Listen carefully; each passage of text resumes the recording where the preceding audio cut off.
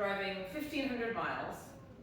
I am this close to my destination. I can see it in the distance, rising above the plains. How did I get here? Well, I'm Tara Kraft. Nice to meet you guys. I'm an artist who loves rocks. I paint portraits of rocks.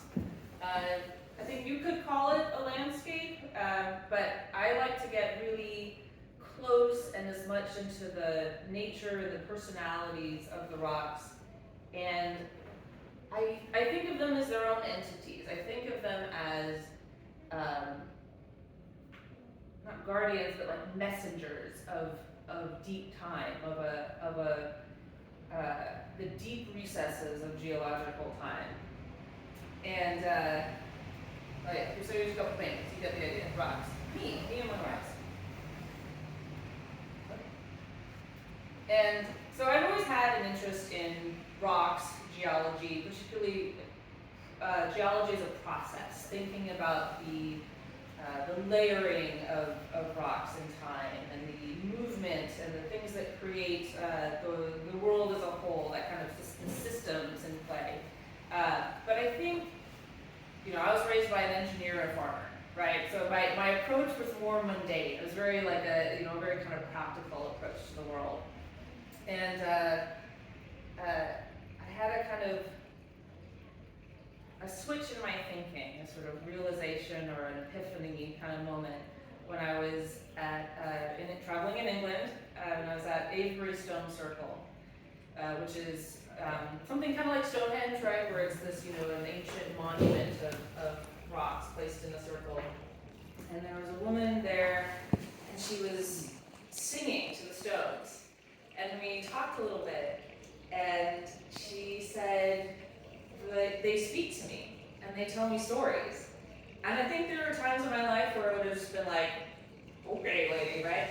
But in that moment, I was like, yeah, dude, they totally do, right? Like, you connect with rocks, and they have stories to tell about the things they've been through, and how they were formed, and the world as it was, and how big that expanse of time is. And so when I meet rocks now, I try to sit there and envision all that, envision all the things they've been through, and the world as it was, and the world as it changed around them. And that both puts our lives in perspective and makes us really infinitesimal, right?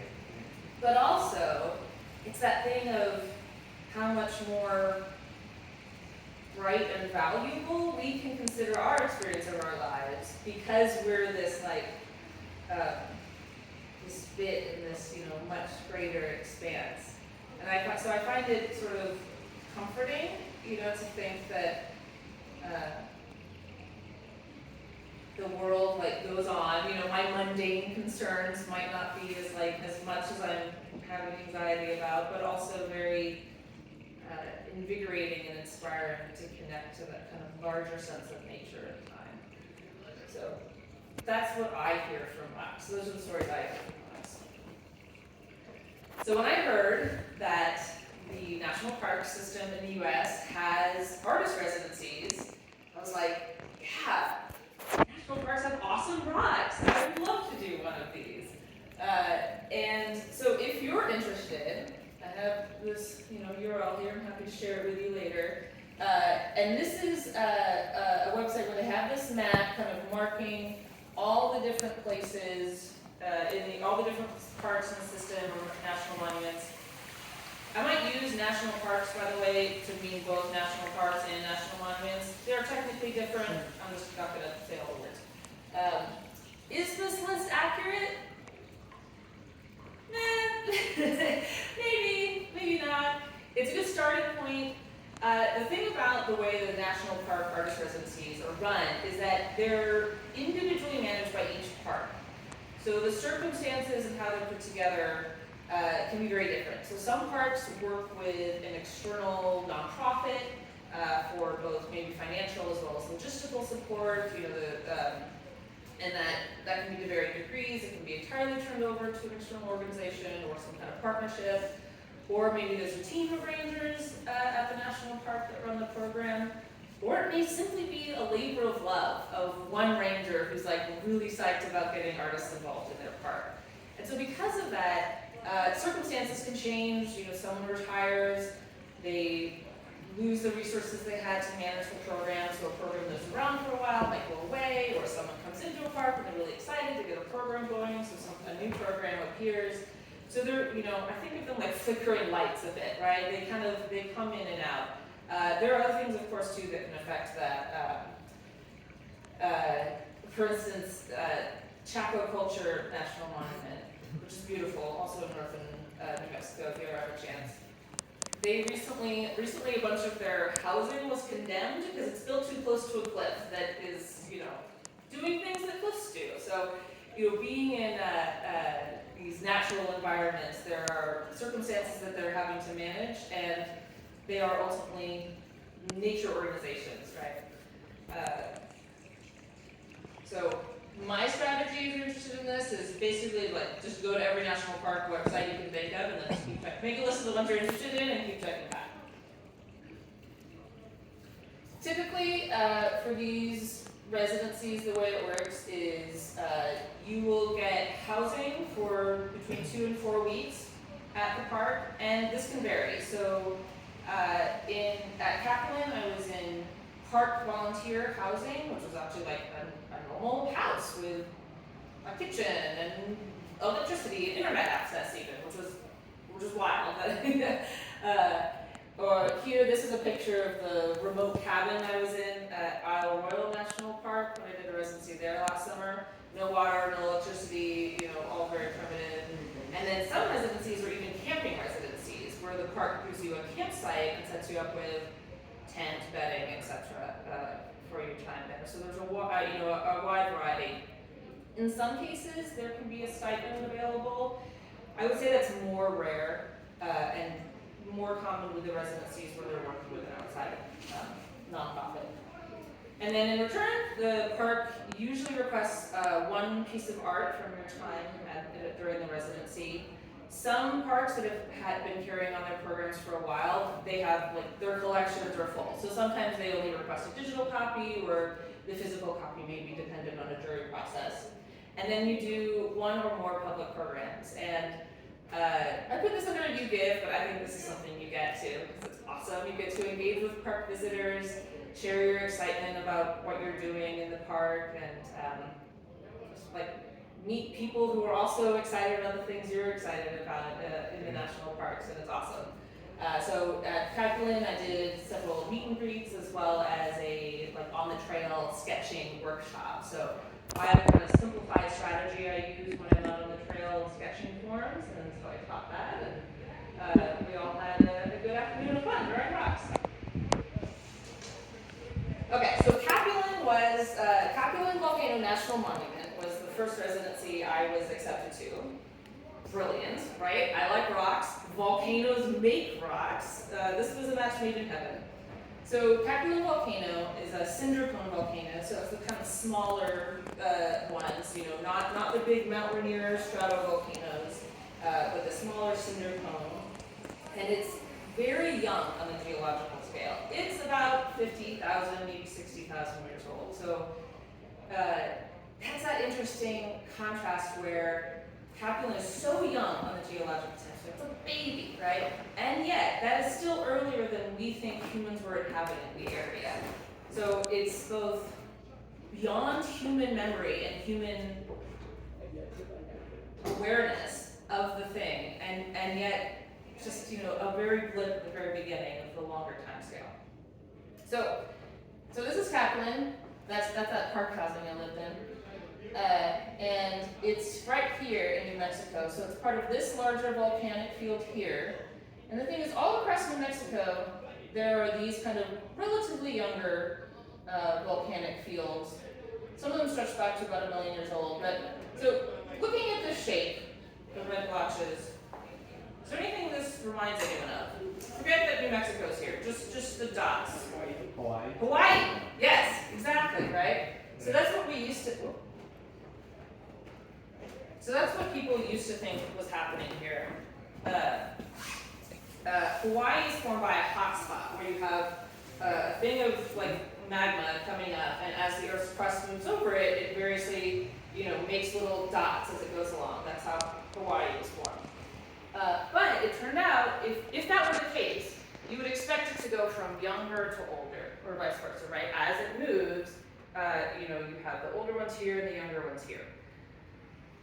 This is not the case with this line of volcanic fields, though. The ages are all mixed up.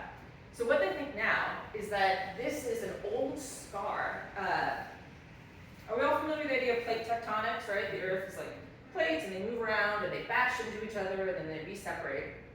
So they think that this is a place where, some round of all that bashing and reforming and re-separating ago, these were two different plates. And one of them subducted under the other, kind of what's happening off the Pacific coast right here, right?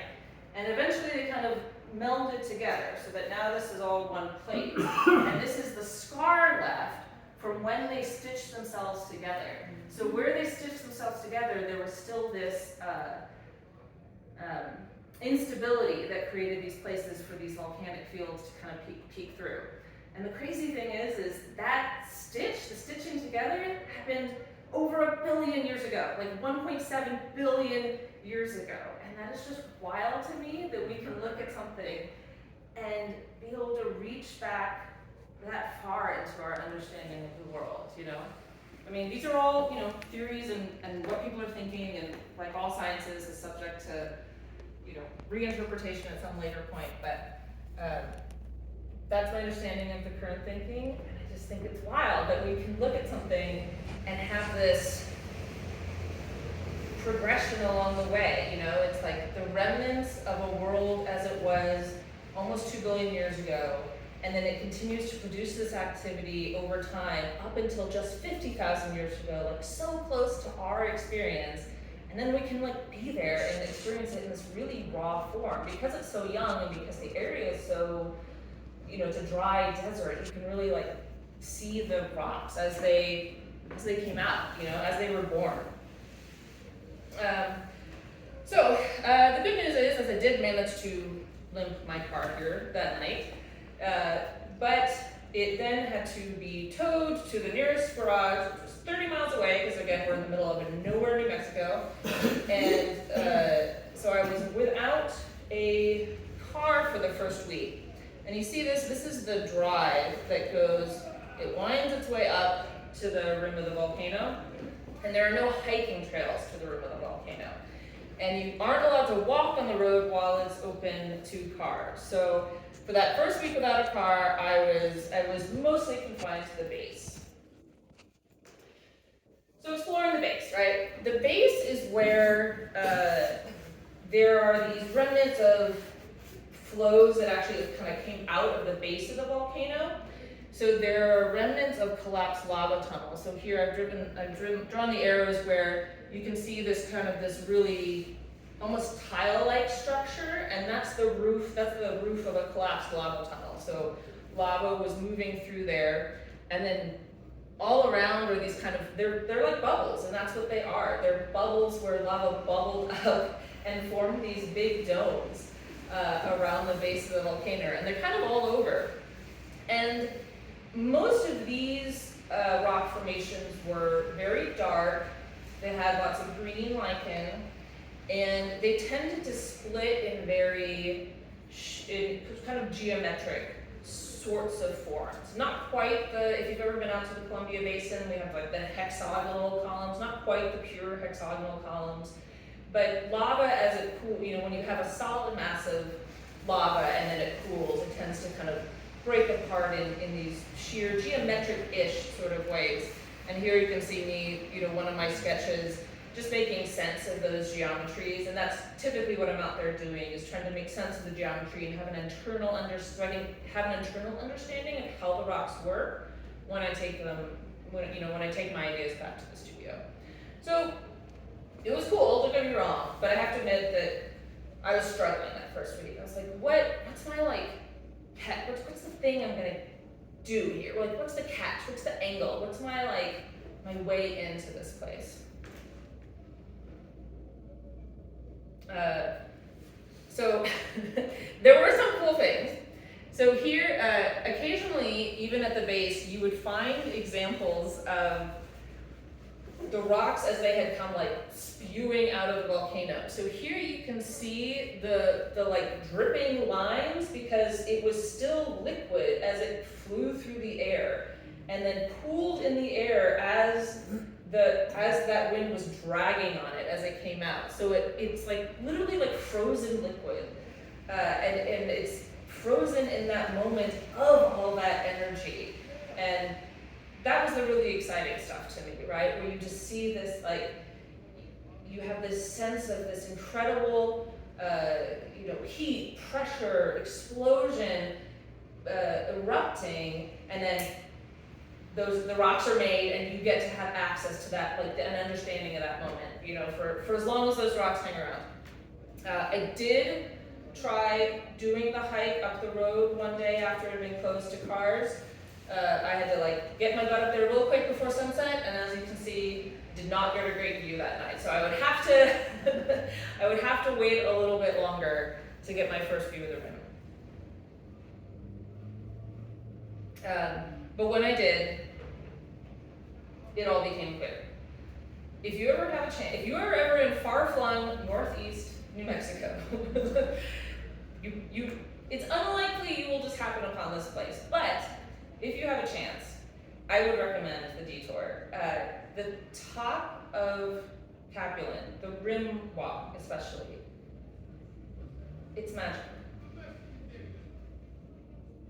As I was preparing for this presentation, I think, how can I articulate to you the feeling? And the first thing I would say is just, some places you just feel that they're special, right? You're just this is a place that is, if pilgrims would have come here, if they had, come across it, right? The air feels different up there. There's this soft quality to the air. It could be because the top of the volcano is at 8,100 feet, so it's very high. I had more than one person, I'd be up there sketching, and they would come hiking up the hill, and then it just melt to the ground in front of me. It is, if you're not used to the elevation, it can be quite a trying trek. But then also the sense, it felt like a spa. The sense of the juniper and the pinyon pine and just that kind of baked desert earth, it was a spa treatment every time I was up there. It was so delightful. And the rocks along the rim are different from anywhere else in the monument.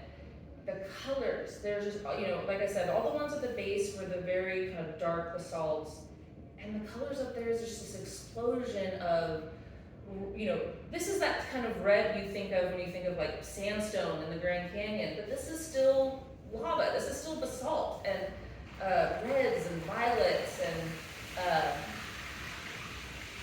also the lichens even had more variety of color up there. It was wild.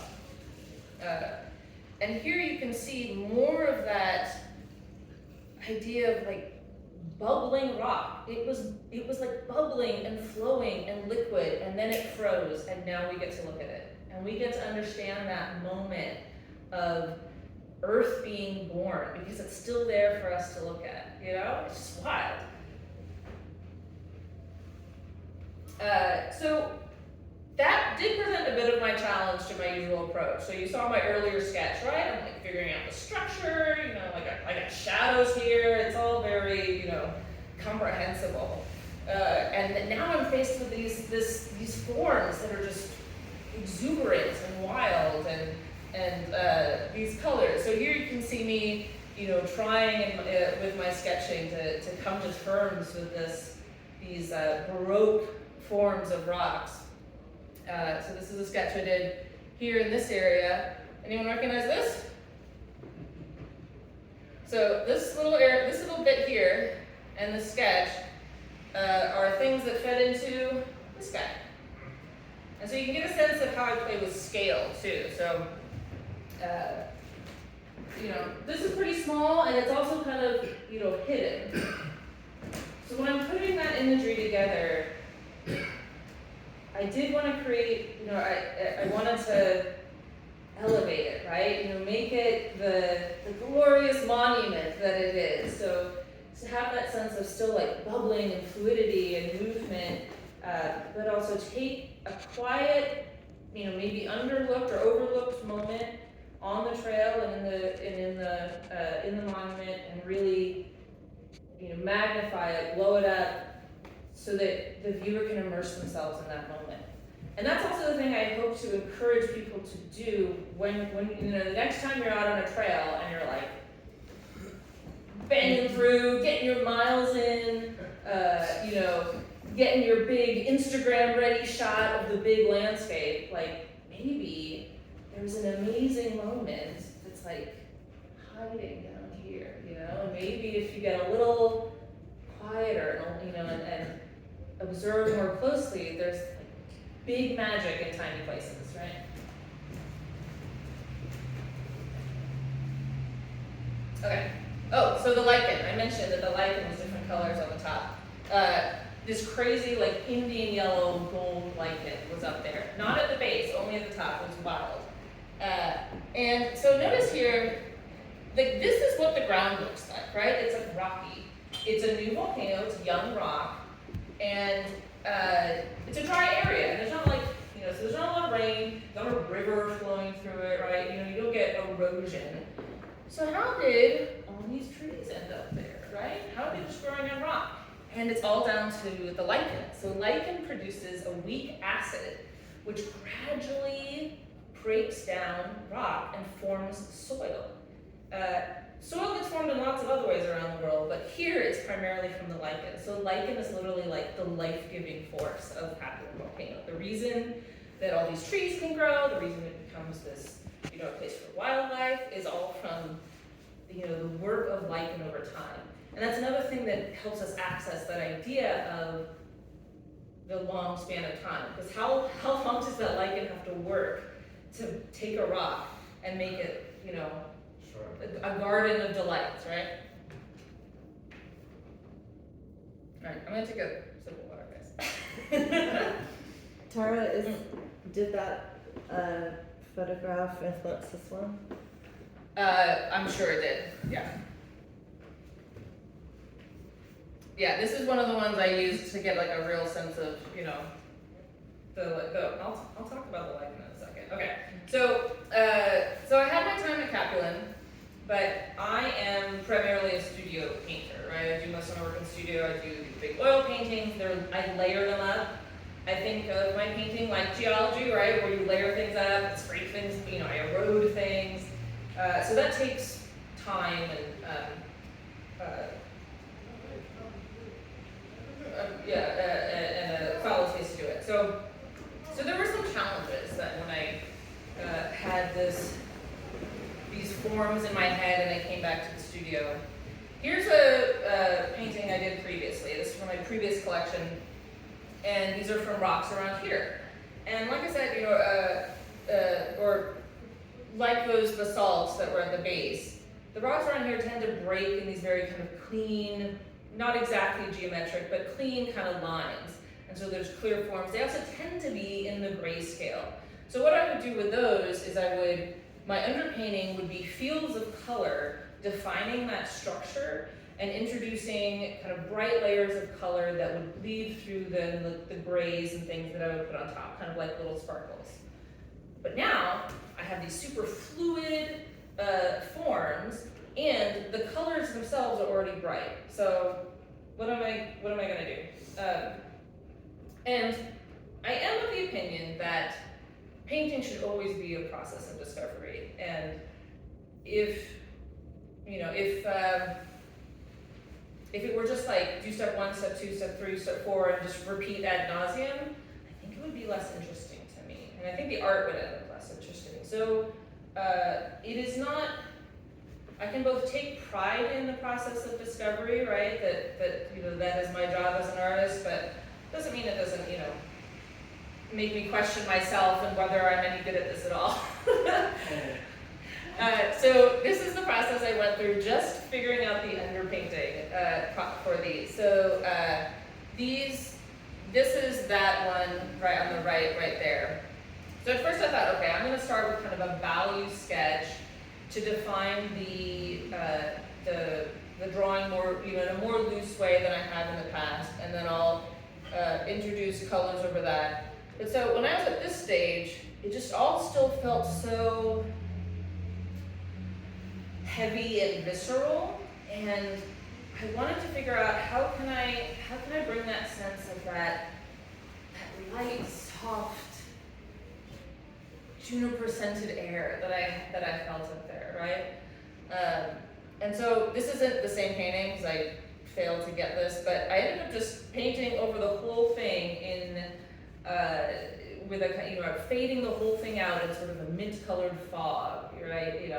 Calling back to that liberty minty green of so many of the lichens up at the top, and just fading the whole thing out. And that actually made an underpainting that I felt better about. And so from there, I could just start, placing in my areas of color, and then refining, putting in more texture and value.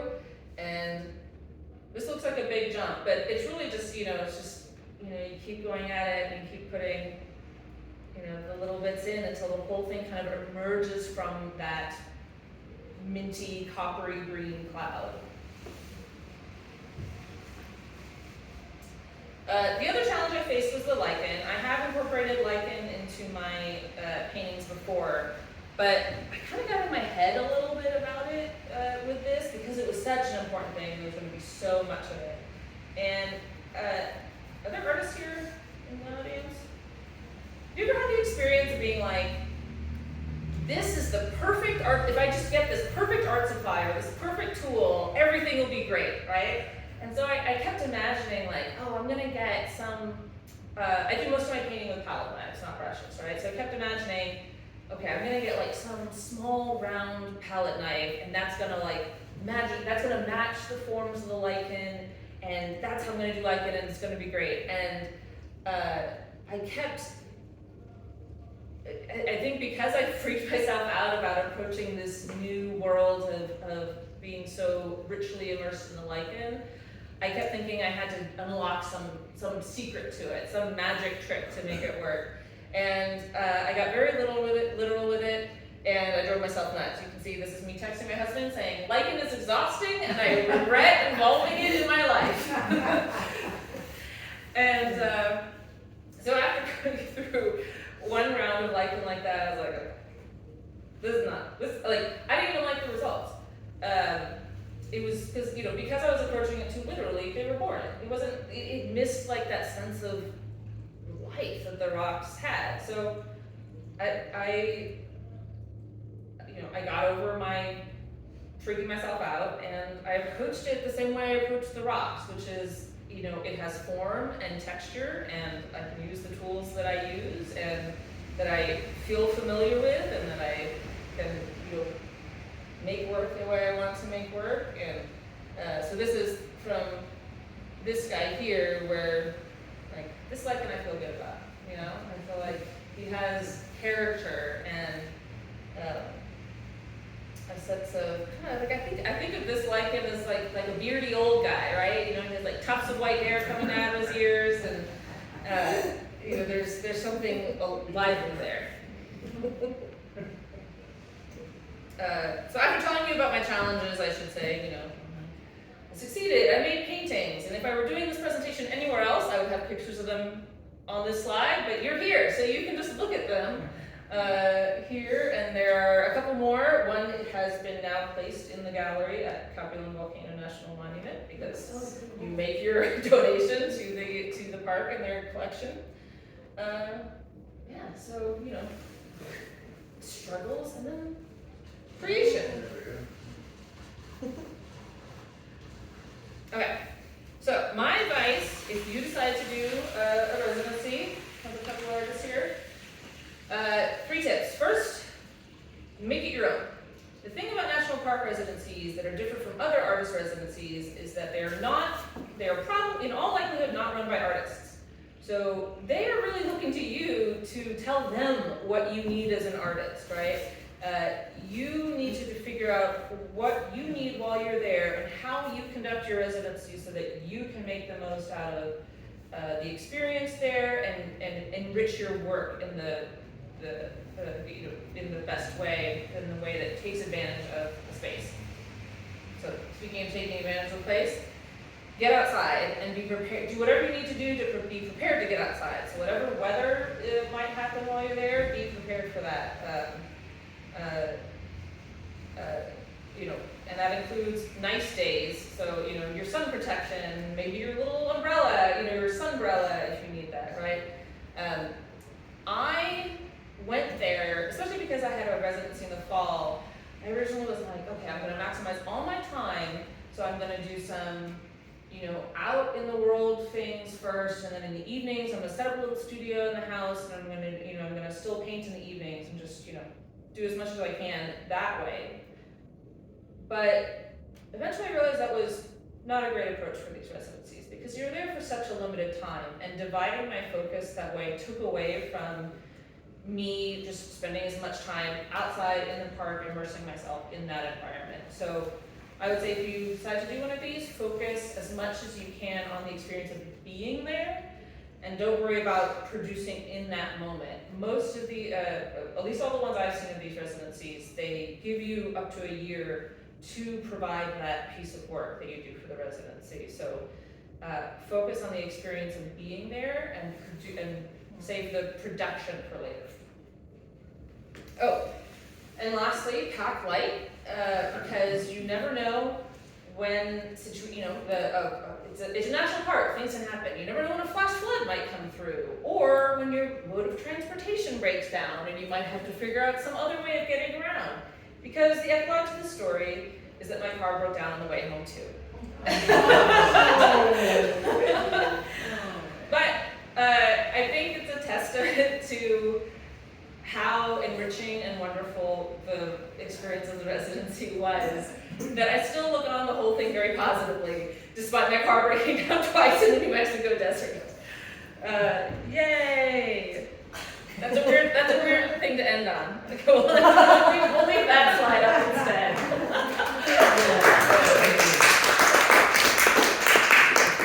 So let's do a short Q&A. Q&A, Anyone have questions? You got Q's? I got A's. Yeah. Well, I have one. Yeah. So when you were trying to produce the lighting to a point where you felt really pleased with it, what else did you have to do? What tools? Were you still doing it with always palette knife? Or did you have to do a little bit of brushwork? Or how did you achieve your end result? Ultimately, I felt the most comfortable going with palette knives.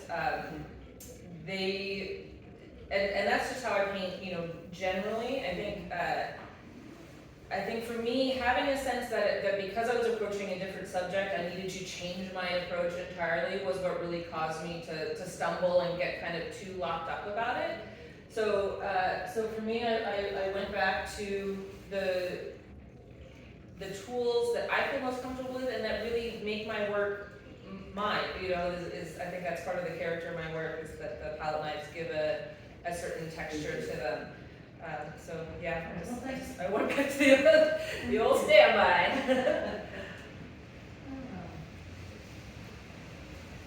I thought it was interesting that you're saying, spend as much time as you can immersing yourself and absorbing, and don't worry about producing, and then think you have time later to do that producing, and how that makes a lot of sense for a studio gamer for sure.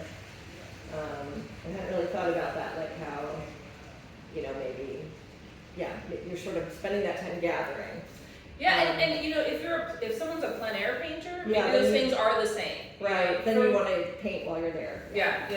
So I think for the plein air painter, those things match alongside one another. But I think for me, being a studio painter, they didn't. I felt like I had to try to make both of them work in the time there, and for me, I came to realize that wasn't I was robbing from the thing I should be investing in to create, to arbitrarily pay something I felt I should be doing. Yeah. And then how much did you rely on like sketches as sort of notes to work in the studio later, or how much was to photographic references, and how, if you are using photographs, it has a way of kind of changing things, and how do you kind of overcome that when you're bringing it into the studio? Yeah,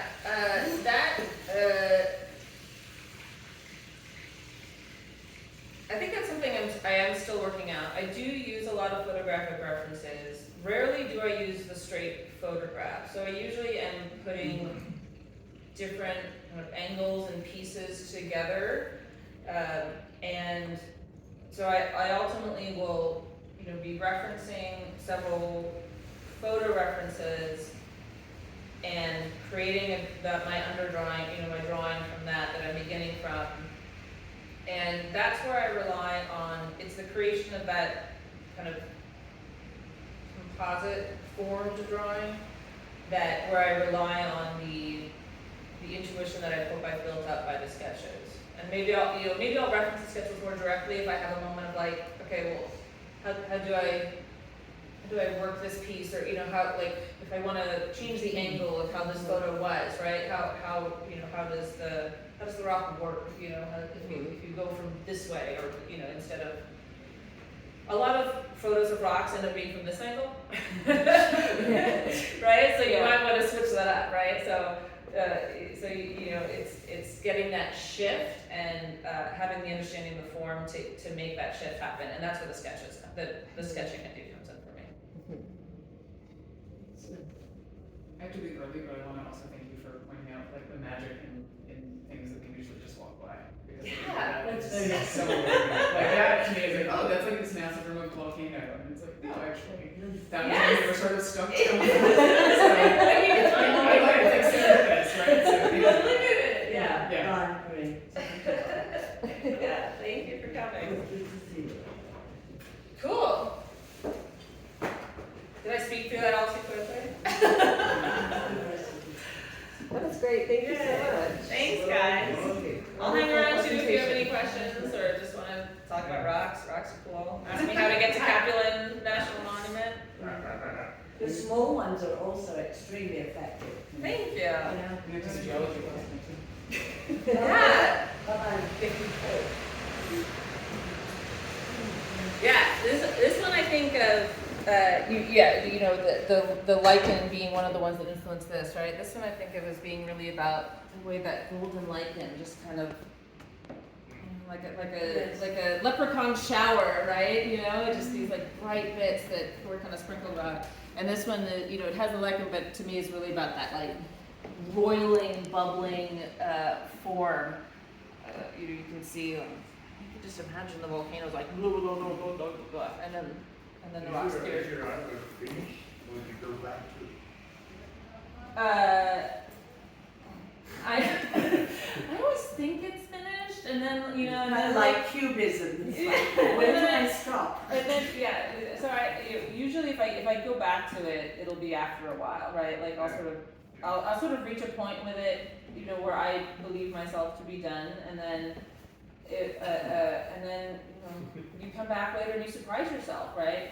Yes. Oh, now I understand how this should be. Right? Yes. It reminded me so much of, I went to a lecture one time, it was to do with the Horticultural Society, but they had brought in 2 students from the University of Washington that had been out to Russia, to these different islands, which obviously a lot of them there's very little habitation there maybe, but to study the lichens and the trouble they had gone to. They had to go to areas that they said that they almost felt stranded because it was so difficult. And then they brought back, of course, all of their samples to study them. But we just keep talking about the lichen as reminding me of these 2 women. Yeah, it's a wild organism It's too. wild. It's a symbiotic organism, like Yeah, an there's so algae many, in a exactly, so many matrix. Yeah. varieties of them. It was just fantastic. But I think you've captured them really, really well. Thank you. Is the green mineral? This here? Yeah. Yeah, no, that's lichen. Yeah.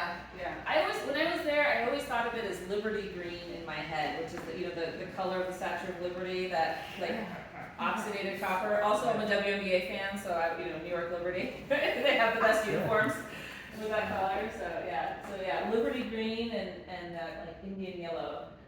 That was always kind of in my head. And then and the Liberty green ones. And this is where photos fail you, right? Whereas I think, actually this close one, it looks a little bit, even when you just look at them, it would look really white, in most photos, right? Or just, unless you kind of get close. But when you were there, it really had that coppery green color. Yeah. Yes. And I think the colours in the rocks here that you have, just excellent. Yeah, well, and that's, Huge this is the amount magic of the blend. rim, right? Yeah. It's like gold and red, and I think the hardest thing to capture was this way that they were red, but had this sense of like a soft lavender to them, right? It wasn't red like blood or red like viscera. It was red like dusty petals or something, where there was this softness to everything up there. Or maybe it's just because I was deprived of oxygen at 8,000 feet. Altitude Still- control was interesting. Still trying to convey the experience of being there. Well, I think you've done a wonderful job.